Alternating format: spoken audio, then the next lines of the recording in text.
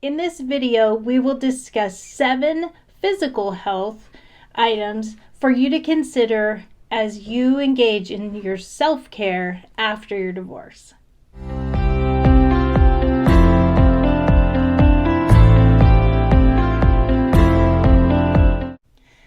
Hey, welcome to the channel. My name is Megan Goldstein Davis, and I am a post-divorce life coach. And it is my desire to come alongside and help those who've gone through the chaos of divorce to rebuild lives of peace and growth and meaning. So part of that mission for me is delivering quality content here for you on this YouTube channel. Right now, I'm in the middle of a series on self-care. And today's video is specifically focusing on your physical health. The first thing that I want to address today is chronic stress.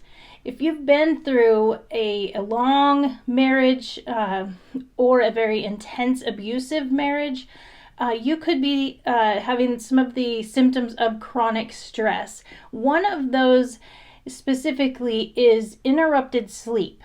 Often there will be this pattern of a real fatigue in the afternoon, maybe 3:00 p.m., and you're reaching for those caffeinated drinks, and then you will find that there is a disruption in your sleep. Maybe your sleep is not very quality, but that you're also waking up about 3 a.m.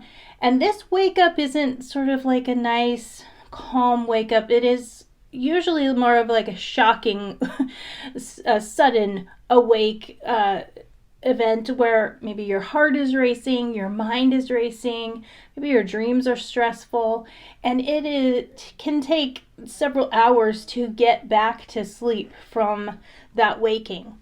This is something you definitely want to address with your healthcare professional. I utilized a naturopath during those first few years after my divorce, and they really helped me get that chronic stress under control. There were some supplements that I took. I'll link some of that in the description for this video so that you can, try those out for yourself. That really helped me. But chronic stress and sleep disturbance is going to be something that you really want to get a handle on, because sleep is really a baseline for health. And if you're not getting good restorative sleep, then you're just not going to quite, especially cognitively, you're not going to be quite where you want to be. You're going to want to try and get between 8 and 10 hours of sleep. Yes, 10. I'm not kidding. You will be doing yourself big favors if you invest in your sleep. For several months, I needed to really just go to bed when my little kids went to bed so that I could get that 10 hours in.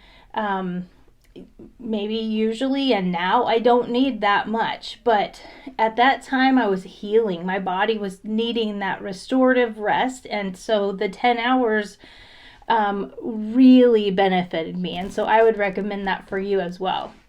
Number 2 is gut health. Stress and chaos and just different lifestyle choices can really lead to gut health issues.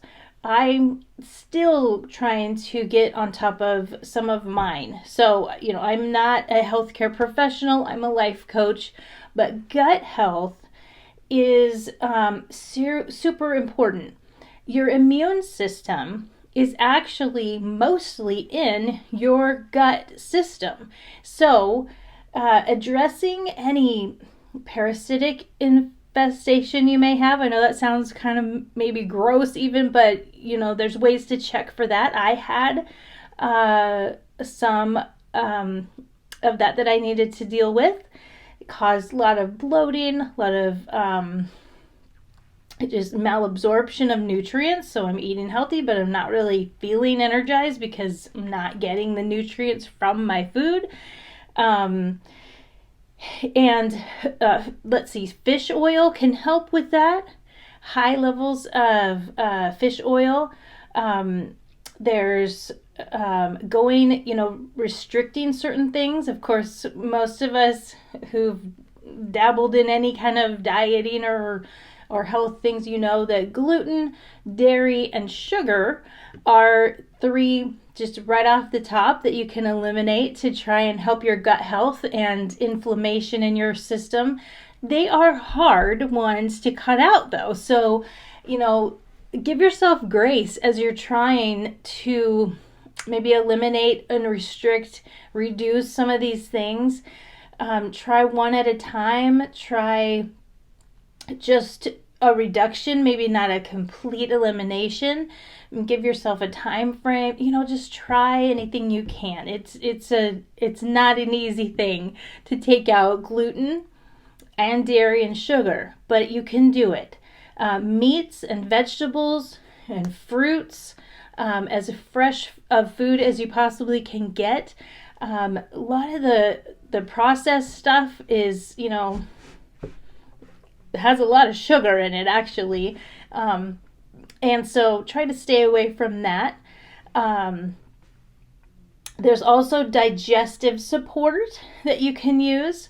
I believe it's called biotin. So that's something that you would take just after a meal to help your gut digest your food better. So those are some things that can help with your gut health. Number 3 is autoimmune issues. If you are coming out of especially if you're a woman and you're coming out of a abusive marriage, domestic violence situation, just a chronically stressful relationship, that stress can be a trigger for autoimmune issues. And there are so many autoimmune issues, from thyroid to adrenal fatigue to diabetes is actually an autoimmune issue. I'm not going to go into all of them, but just being aware that, if you're struggling with your physical health, it could be an autoimmune issue. That might be something to address with your doctor.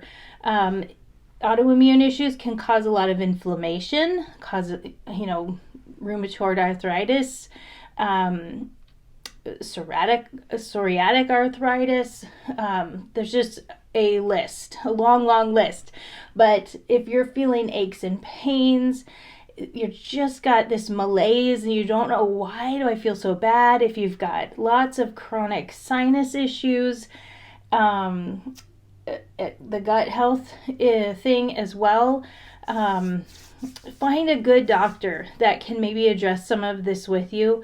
And also, I would recommend online, Facebook or whatever, support groups for whatever issue maybe you discover that you have. So much great advice and support and tips and tricks to manage these issues, and get victory over them. So number 3 is consider if you might have an autoimmune issue going on. The number 4 thing I wanted to bring to you is slow food, but easy food. Right after my divorce, I had 2 little kids, and one thing I did was I always had a fresh veggie tray ready to go in the fridge. I found it much easier to have that prepared, to just kind of prepare all of those, cucumbers, carrots, celery. My kids like the little tomatoes a lot, maybe some bell peppers all at once. And then just have it in the veggie tray and just have that in the fridge all the time. So I could just pull that out. I'd make a little bit of the chicken tenders that instead of the chicken breast, they cook up so fast. I had this little griddle kind of thing that I would cook those on. I maybe do some pasta or rice, and there's dinner. It doesn't have to be complicated food, but slow food, homemade food. That you can use rice, homemade mashed potatoes, even instant mashed potatoes, pastas. Those are easy starches to provide, and then just keep it simple. I used to love being in the kitchen. in my previous marriage. I loved it. I loved Giada De Laurentiis. She was one of my favorites, and I'd watch the Food Network, and I'd recreate her masterpieces in the kitchen. And after, I really lost that. It was kind of frustrating because now food wasn't a joy for me anymore. It was a chore. And so I really needed to make it as simple as I could. Now, there were seasons. There was a particular season where we did a lot of McDonald's, and that was not good for us. And so I don't advise that, but give yourself grace always if you're just in that kind of season, and do whatever you can on the weekend. Do the slow food, easy food, okay? And maybe at some point I will post a video here with some other ideas about what that looks like. But Pinterest has tons of great suggestions for those things. Just think about it that way. I just want you to have that little phrase in your head: slow food. That means homemade, fresh cooked, but easy food.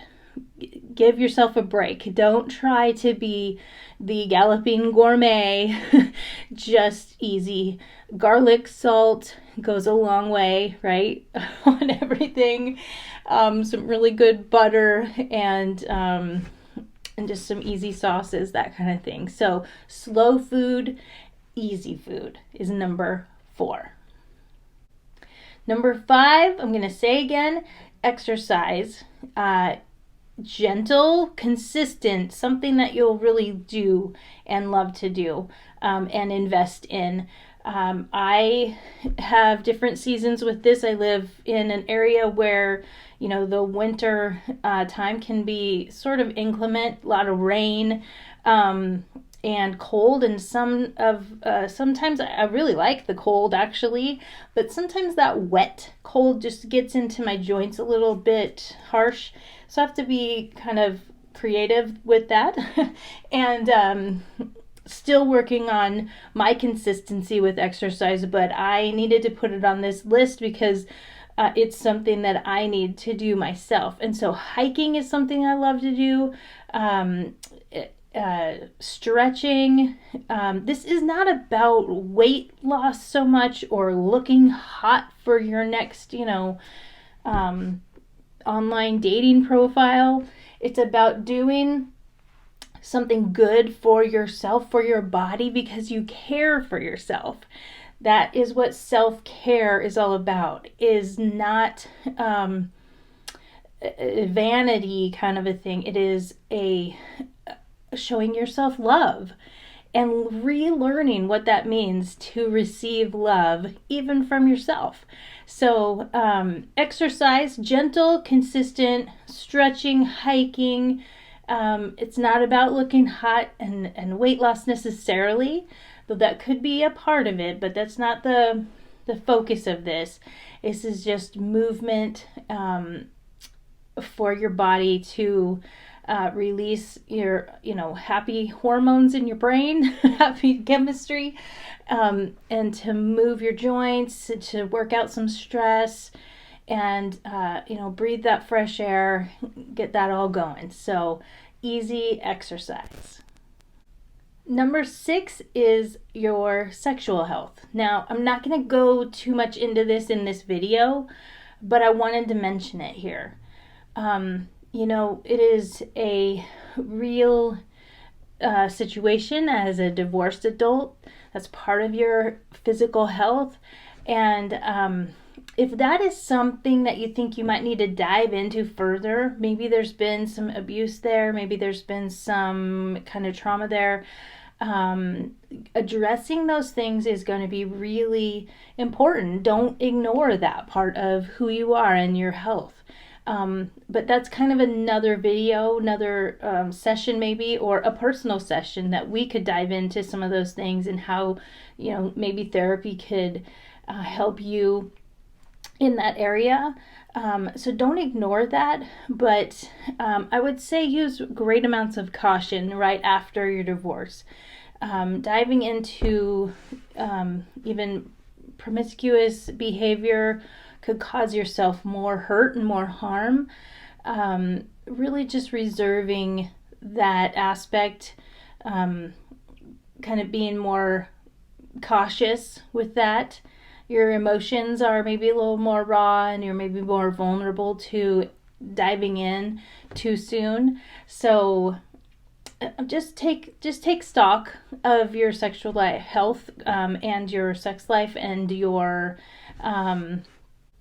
need to just maybe have some extra boundaries in that area right now, and really respect yourself in that area, and just go slow, go very slow. So number 6 is about your sexual health.